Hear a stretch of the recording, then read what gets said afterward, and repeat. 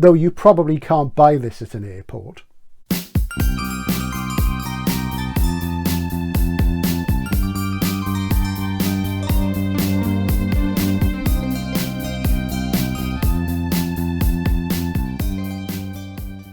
Hello and welcome to Outlaw Bookseller with me, Stephen E. Andrews, writer, bookseller, collector, contributor to the Bloomsbury Good Reading Guide series and Deep Ends, the annual J.G. Ballard anthology. And today I'm going to review 3 cutting-edge novels, which are by turn disturbing, compassionate and hilarious, all that gamut of emotions. These novels are all new, all published this year in hardcover, none of them available in paperback yet in the UK, and they demonstrate, despite the aesthetic blandness of the contemporary postmodern malaise of our culturally impoverished times, that there is still some innovative fire in the novel at the edges of things. And I was very pleased to read 3 such great books in a row, and they are The Expansion Project by Ben Pester.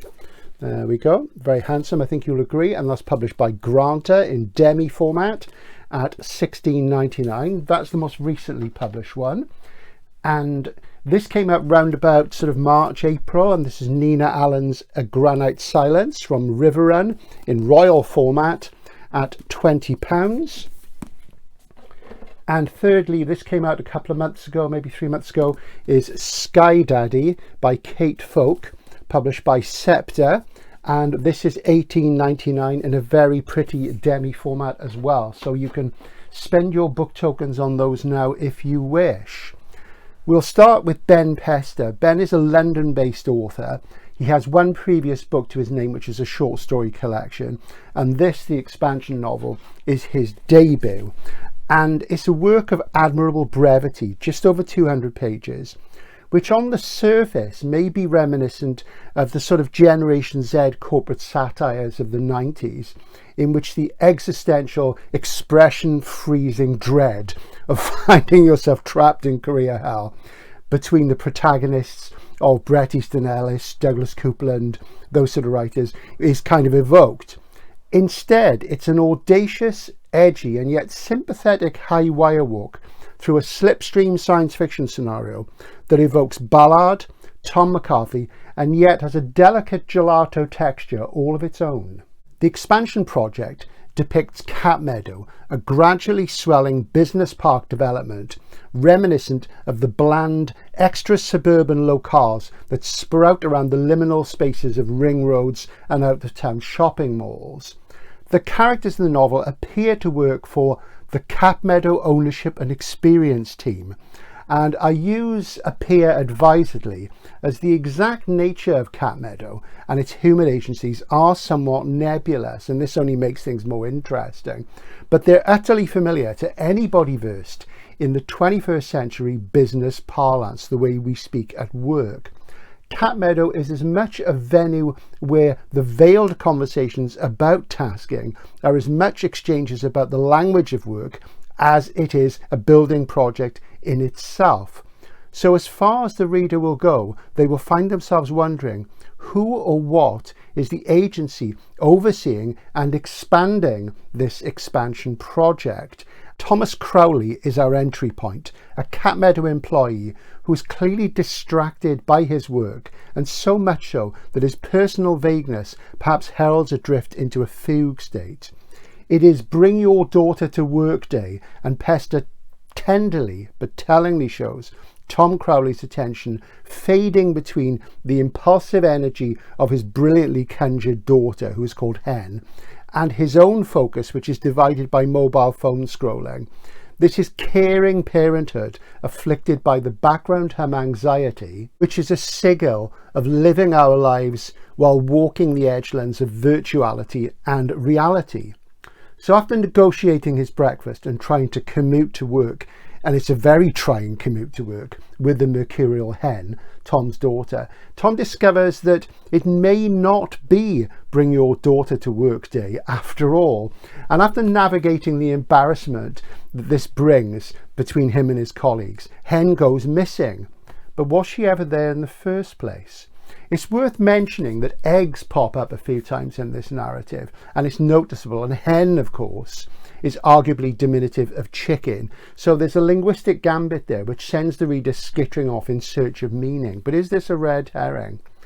Tom is not, however, the only Cat Meadow employee, or partner we should say, struggling with the workplace.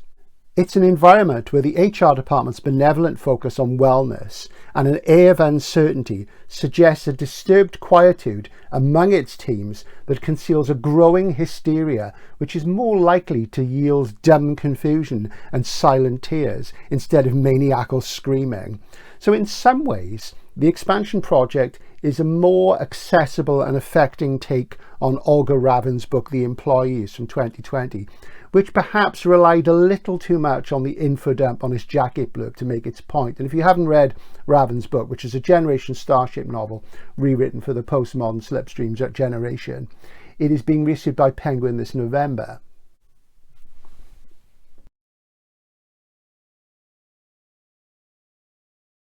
Pester, I feel though, is instead more balanced than Raven, and without losing his light touch with the uncanny, he increasingly displays as the narrative unfolds that not only is Cat Meadow itself expanding seemingly without any infrastructure of contractors, noise, high-vis jacketed workers, but that it is submerging its denizens into a Dickian reality shift of subtle but striking oniric quality which is worthy of a David Cronenberg film. Outside the buildings, mists roil at the extremities of Cat Meadow as the borders creep forward and the very ground seems to form beneath the partners' feet when they go outside. Is this a real space or a virtual one? The case notes of an archivist, who is one of a number of voices that emerge as the narrative unfolds like an origami tiger to expose something far stranger in its pattern, cites audio recordings, film footage and written records as the jigsaw pieces that mosaic ambiguously towards revelation as the novel itself expands. The expansion project isn't as pointed as the work of, for example, Christopher Priest in its tone. It's not as willfully improvisatory as Rupert Thompson, nor is it as floppy as the work of Ali Smith. It's a graceful, assured performance, and it skirts the kind of way we live now critique of the tragedy of how alienating the work of today can be with the perspective of Slipstream SF. That's the kind of science fiction most would not recognise as such because it isn't packaged and marketed and labelled as science fiction, nor would those readers admit to it being SF, but actually it is. That doesn't make it unreadable for a general contemporary reader, anything but. I found Pester's control, compassion and understated, unflashy legerdemain with the unexpected both entertained and moved me. We should expect great things from him in the future, but this is a fantastic start to a career as a novelist. I was emotionally moved and excited intellectually. What's great about the book is it could very easily have gone for a very sharp tone, but instead it is just very compassionate, and you feel yourself drawn into these strange scenarios. And you can see that the people in the story are all gradually breaking down as the expansion project continues its inexorable roiling into the unknown. Next, we have A Granite Silence by Nina Allen. Now, The Guardian a few years ago described Nina Allen as one of the 50 writers you should watch right now. But of course, like many great other visionary British authors, who arose and cut their teeth on genre SF and horror, albeit of a very subtle kind, she has thus received scant recognition from the mandarins of critical consensus who swarm around the same old writers in the newspaper review circles. So this book hasn't had the coverage it should have had.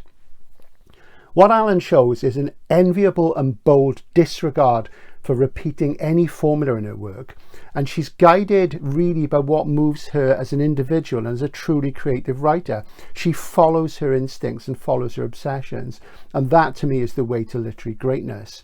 She's written SF, ghost stories, floral gothic. She has a true crime obsession, which she's already explored in a previous book. This takes it further. dwarves and dolls. All of these things have flowed from her pen. Now, for me, this is her best book since The Rift, I think, which won the BSFA award. And for my money, that was the finest of her works and most fully realised. And she's been experimenting since then.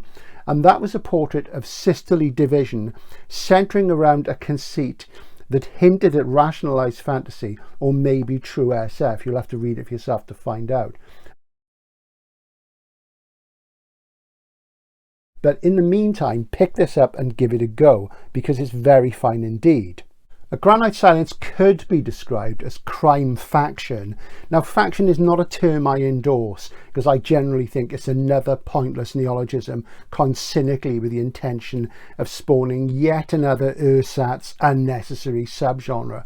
But in this case, it's arguably a useful tag. Think of Capote's non-fiction stories and his fictional essays in Music for Chameleons, and you're in that sort of ground. The book bases itself around a genuine murder case, that of a little girl called Helen Priestley in working class Aberdeen in Scotland in 1934, so a few years before the war.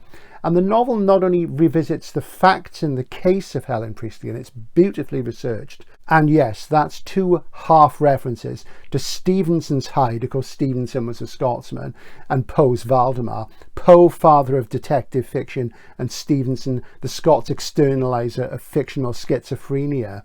It also uses the case as a mirror of metafiction, fiction about fiction, as Allen takes us into this fascinating true story, writes herself and her research into the narrative, and uses her excellent storytelling skills to expand the narrative into its peripheral characters.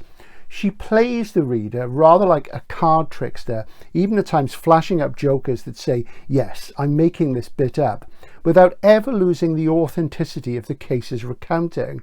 She subtly, for example, invokes SF at one point, referencing her husband Christopher Priest's own literary obsessions with counters and showmen in novels like The Prestige.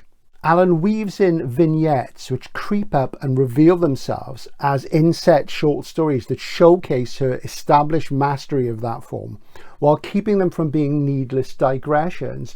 They're stories commenting on the nature of story itself, and her characterization and tone are direct, traditional and deftly observational, and her ability to set readable prose against a multi-level structure never ever falters.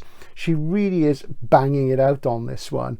It's a novel about crime, yes, but not a genre crime novel. It's about the nature of story, fiction and reality and their blurred lines, not as sharply as those strikingly reflexive moments in James Sallis's superb detective novels, for example. So it problematically transcends the genre of the crime novel. It's problematic in a commercial sense. When this book comes out in paperback, it's going to be very, very hard to place in bookshops. It would be lost on most readers of formula detective fiction of almost any kind. It's neither cosy, confrontational or hard-boiled. It is cutting edge. Is it a crime novel? I guess it is, but it's a slipstream crime novel. It's a crime novel not published as a crime novel, but as a general literary fiction novel, a mainstream novel. Bravo, Nina. This is your best yet. It's magnificent. It's a true story, well worth telling. It's disturbing. The crime in itself is heartbreaking. And the reason behind it will really get you scratching your head. It's fascinating stuff.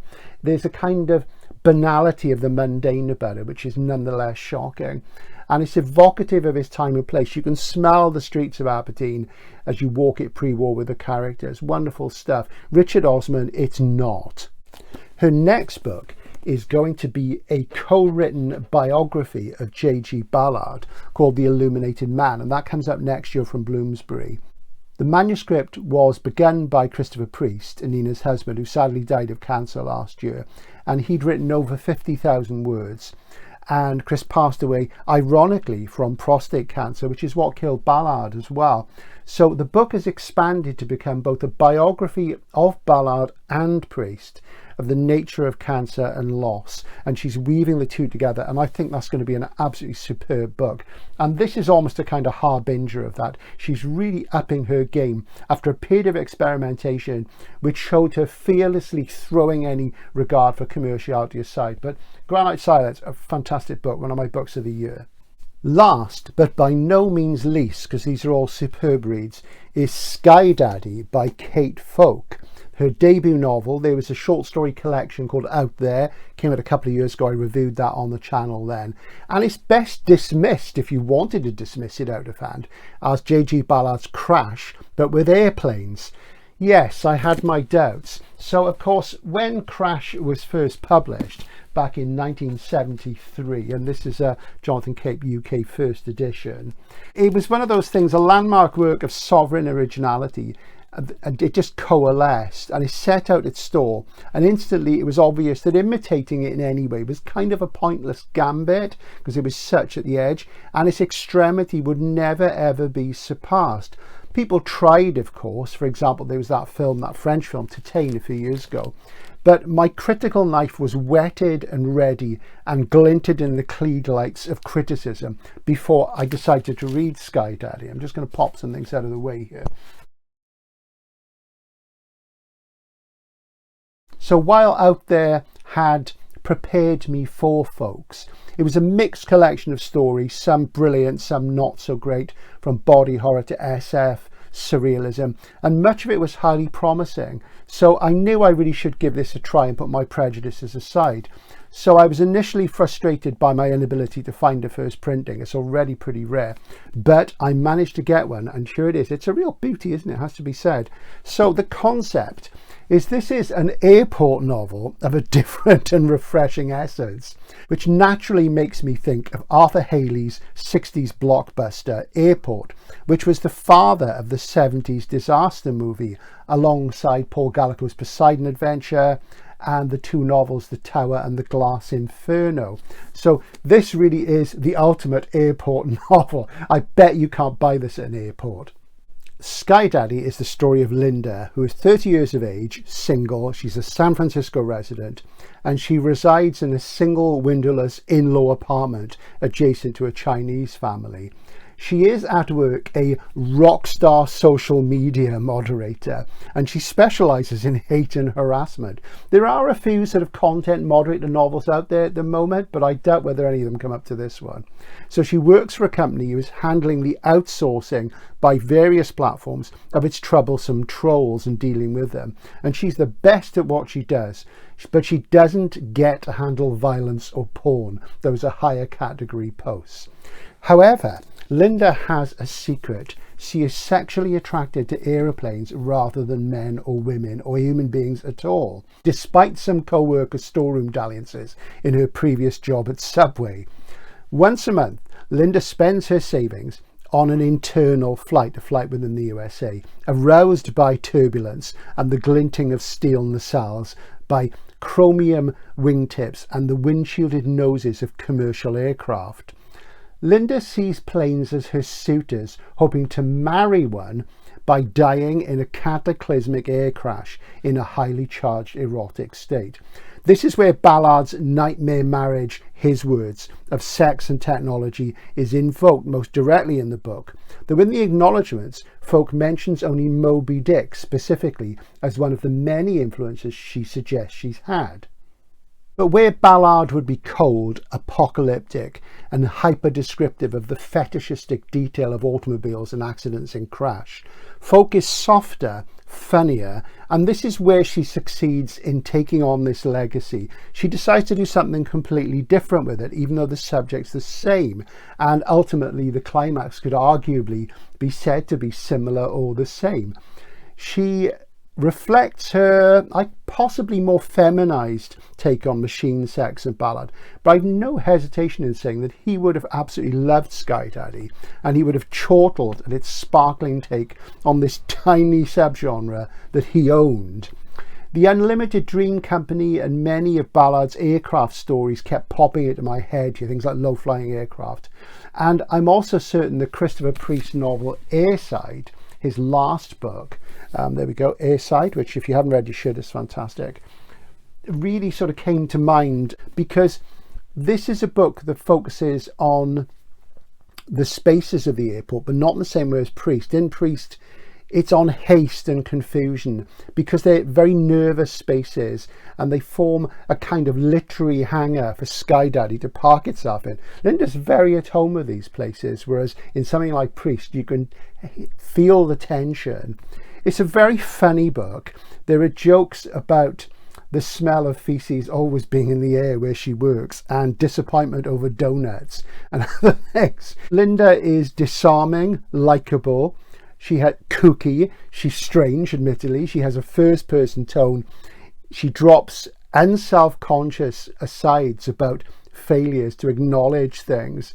And it really, really is very, very funny indeed. A lot of the action is set where she works. A lot of it is set on planes, as you might expect. But much of the comedy comes from Linda's inhibited relationship with a workmate and would-be bestie, Karina, a classic girlfriend foil in the manner of, say, from recent books would be Ottessa Moshfegh's books, My Year of Rest and Relaxation, or Eliza Clark's recent work. So you do have that wonderful female friend dynamic going on. Our tale begins with Karina inviting Linda to a VBB, a visual board brunch, with a gaggle of other young women, in which they aim to manifest their desires, which are conventional apart from Linda's, but she has to keep hidden and veiled, by petitioning the universe, by crafting those scrapbook-like quadrant-divided collages of photographs to try and twist fate with. And as a parody and critique of the current vogue for woo-woo cuddly witchcraft, it's very, very funny indeed in itself. But there are a lot more laughs than this. Linda, of course, has to be indirect, as I say, tentative, circumspect with her board, which he hopes will influence an aircraft to marry her in that fatal crash. Now, unimaginative readers will find this disturbing, and it no doubt is at times. But I was reminded, because of its light tone, of Harlan Ellison's hilarious story, Neon, which is in his classic collection, Deathbird Stories. That's a US first edition of Deathbird Stories there, which came out way back in the mid-70s, I seem to recall.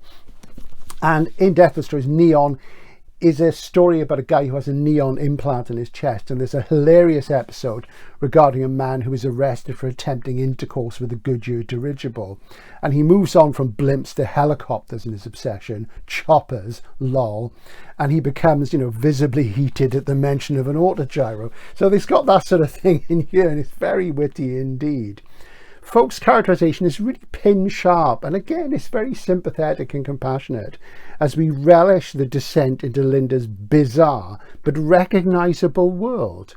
So looping back to the first book in the video, this is a workplace inner life obsession imbalance akin to those that pop up in Ben Pester's expansion project, but it's played more for laughs, and Linda tries to date pilots, becomes embroiled with a senior co-worker, falls in and out of favour with Karina, and Karina's boyfriend, who's a small character in the book, plays a tiny but very grounding part, a sigil of, folks' love for her creations. She's very warm towards her characters. And Sky Daddy is arguably more Jungian than Freudian. Linda has an almost mystical view of the true nature of planes. But for the Freudian apologists, I would say Linda's relationship with her father, which is mentioned a few times in the book, is seemingly background to the tale, but the title Sky Daddy suggests the death drive as underpinning this novel. Despite its obvious progenitors, which I've mentioned at length, I know, I was charmed, amused, and utterly engrossed by Linda. I burned through this book as I did the others. She's alarmingly relatable, despite her habit of inserting a piece of metal from a crashed aircraft into herself in moments of sexual stress. And the book is surprisingly light relief from the po-faced cliches of identity politics groupthink, which, characterize much contemporary fiction. She's a real person, a living character, a true individual, a fetishist with no peers to share her desires with. She could be a lonely, tragic figure, and at times she is. However, she is also a flawed, lovable, disturbed human being who deserves reader sympathy and, yes, identification. Her movement toward her fate also reminded me of one more thing, which I have to mention, because you know on this channel I like to be interdisciplinary. It reminded me of this great 1970s concept album by Robert Calvert, Captain Lockheed and the Starfighters, which it has some affinities with. This is another paean to the desire for an aerospace age inferno. So Sky Daddy is not derivative. It's a refreshing addition to this mini tradition, and I absolutely loved it. So they're 3 cutting edge books, brand new this year, writers early in their careers, 10 utterly glorious days of reading. We need a lot more like this. Hope you've enjoyed this. There's lots more reviews on the channel. The next reviews to come up will be in the club room, the members area, which is $4.99 a month for an exclusive video every week, and that will be looking at books by Ian R. MacLeod and Joel Lane, possibly 1 or 2 others as well. Hope you've enjoyed that. Get yourselves out there and buy these because they're really, really good. Thanks for watching. I'll see you again soon, and bye for now.